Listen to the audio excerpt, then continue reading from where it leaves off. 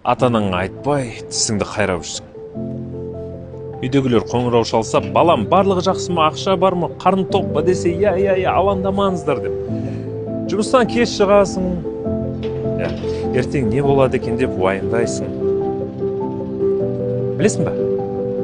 Бұл ауырлықтың барлығын жалғыз көтеріп жүрсің, бірақ мына бір нәрсені тыңда. Бұл жол мәңгілік емес, бұл жол сенің характеріңді қалыптастыратын шеберхана. Сен қазір сыналып жатсың.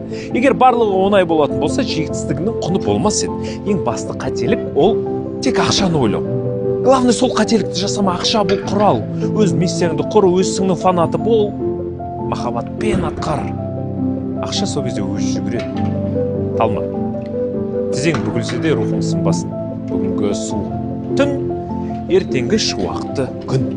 Ата-анаң сенімен мақтанатын күн жақын. Тоқтама. Бұл сынақ сені күшті қылады.